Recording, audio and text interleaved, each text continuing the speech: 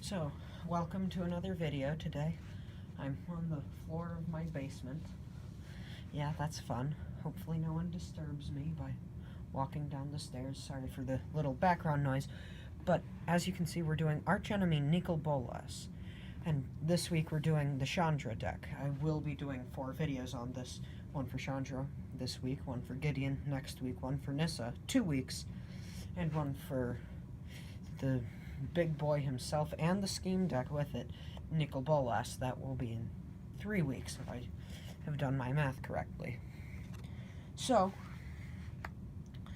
the first part about this, sorry I'm not doing any edits in this, unlike my previous videos, but enough for the 48-second intro. First off, on this deck, something you should know. These are deck, I guess, reviews? I don't know what to call them. Here are the lands. I'll be reviewing the deck and just how good it is on a scale of 1 to 10. So, the first is the lands, which for a mono red it has 25 lands, which I found a bit much because normally mono reds have 20 to 23, but I guess this is more for beginners and everything. So, 23 lands, 2 Smoldering Spires. It enters the battlefield tapped. When it enters the battlefield, target creature can't block this turn. They're pretty much mountains, but they're not considered as mountains. So there's 25 lands total, I counted. So next, I'm going to show the instant damage, which is right here. The instant damage, it has 2 Searing Spears, 2 Chandra's Outrages, Searing Spear. You know what, I'll just go through all of these cards individually. So Searing Spear deals 3 damage to target creature or player. It costs 2. There are 2 of them. Chandra's Outrage deals 4 damage to target creature and 2 damage to that creature's controller. It's a pretty good card. It's very reprinted. Fiery Fall deals 5 damage to target creature and creatures only. And it also can basic land cycle. Discard this card. Yeah, you can read that. And then Volcanic Geyser deals X damage to target creature or player, and the mana cost is X red red. So it is could be very powerful in the late game because, oh yeah, you have like 10 mana available or something. So that's really good. In general, it is. Next are the miscellaneous sorceries. So this one is gain control of target creature until end of turn. This is pretty much Slave of Bolas, except you don't sacrifice it and you can cycle it. Discard this card, draw a card, and you pay 2 to do that rather than paying the 4 cost to play this. So yeah, overall it's a good card, but not really that good. And then there's 2 Tormenting Voice, this Limits of Solidarity. There's 2 Tormenting Voices. Discard a card and you draw 2 cards. So, yeah, it's a pretty good card. I mean, I'm pretty sure that they just used these few cards to fill up space. Then the next ones are these 4. It is plus blank, plus blank, plus blank. This is +1/+0, up to 2 target creatures get +1/+0, and gain first strike until end of turn. Really good on a 2/2 if you're going against some horrors in the Nicol Bolas deck.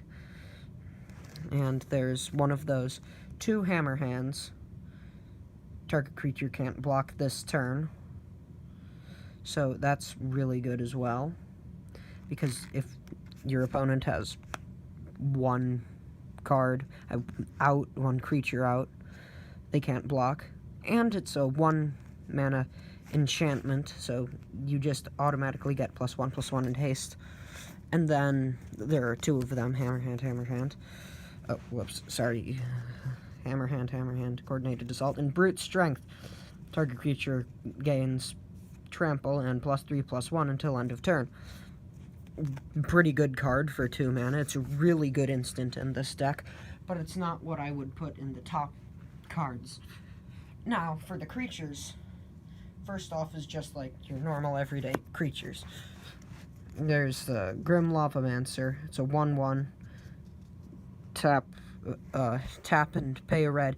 Exile 2 cards from your graveyard. And it deals 2 damage to target creature or player. It's not really that good. Target creature with power 2 or less can't be blocked this turn. That is a really good card if you're using like a lot of 2-power creatures. There's actually 2 of them, so... And it's really good in combination with this, because this flying haste. So, and it's... You can attack when it comes out, which a lot of people won't have blockers for.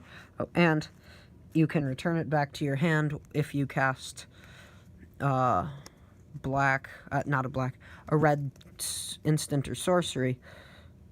Well, and it deals damage to someone, or by a red planeswalker you control. You can return it from your graveyard to your hand, and the Dullcaster Mage enters the battlefield, copy target instant or sorcery spell.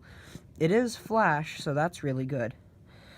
You can play it as a blocker, and then you can copy like a lightning bolt. You may choose new targets for the copy. Gutter Snipe. Whenever you cast an instant or sorcery spell, it deals 2 damage to each opponent, and it's a 2/2. Sorry, the Dullcaster Mage was a 2/2, and that's also a 2/2. Deals 2 damage to each opponent. And Battle Rattle Shaman. At the beginning of your combat, you may have target creature gain +2/+0 until end of turn, which is pretty good card. All of these creatures are good, but I didn't get into the main creature ability of this deck, and that is Bloodthirst. So there are 3 Blood Ogres in this deck. They have Bloodthirst 1, which means if a creature died this turn, or, my bad, if an opponent was dealt damage this turn, this creature enters the battlefield with a +1/+1 counter, which is really good against, like, 3/3s, because this also has First Strike, which, yeah, is good. Then this has Bloodthirst 2. It costs 2. The Blood Ogre costs 3. But it also has Menace, which is a real pain, especially with the Void Winnower. Oh, that's fun. And the Stormblood Berserker, that's both of these human berserkers. Then the Gorehorn Minotaurs. They cost 4, and it's a Bloodthirst 2, which is really, really good. A 5/5, possibly, and you have 2 of those in your 60-card deck. Yeah, that's good. And then finally, Bloodthirst 3. It costs 6, and it's a 3/3, and it has flying. Your opponents won't have a 6/6 flyer. Maybe they'll have, like, Drakuseth or Safara, but those... whatever. Or a Death Touch flyer, which is more common in Nicol Bolas decks. But... or in the Nicol Bolas deck here. Next is the really good creatures. Not really a common theme. There's 4 of them. Obsidian Fireheart, Torchling, Inferno Titan, and Avatar of Fury. So the Obsidian Fireheart is a 4/4, which is good in its own right, but you can also pay 3 and put a blaze counter on target land. You can activate this multiple times each turn. You can put it on the same land, or you can put it on different lands. It's really up to you, but every upkeep, they'll be dealt 2 damage, which is a really good effect. Torchling. This is a general really good card. You can pay 1 red to untap Torchling. pay 1 red. Target creature blocks Torchling this turn if able. Pay 1 red. Change the target of target spell that targets only Torchling, like Doomblade. Oh, that would be so fun to do. And then you can pay 1 of anything to give Torchling +1, -1, or you can pay 1 of anything until end of turn. Torchling gets -1, +1. Torchling is a really versatile card and should go into almost every red deck that you have if it's not a standard deck. Next is the Inferno Titan. Sorry if I wasn't holding it up. Inferno Titan gets +1, +0 until end of turn. Really good effect in its own right, but it's fire-breathing, pretty much. This is a 6/6, so you can turn it into a 7/6, 8/6, 9/6 if you have enough mana. At second turn it's out, you could even make it a 12/6. That's a lot of damage headed towards your opponent. Whenever Inferno Titan enters the battlefield or attacks, it deals 3 damage, divided as you choose among 1, 2, or 3 target creatures or players. That is an extremely powerful effect. But then there's the Avatar of Fury. It also has fire breathing and flying. And as long as an opponent controls 7 or more lands, you just need to pay 2. 2 for a 6/6 flyer. That is really good late game. You do not want this in your opening hand because that is taking up a valuable spot, but you want it in late game. It is really powerful. And now for the pinnacle of this deck, the one that if you added a Grim Tutor or a Demonic Tutor or a tutor that can search for any card that you'd want to get out of this deck is Chandra Pyromancer. Well, you might want to get the Inferno Titan or the Avatar of Fury. Or, too bad there's no Lightning Bolts in this deck, but you'd want to probably get this. It's Chandra Pyromancer, in case if you can't see. It costs 4.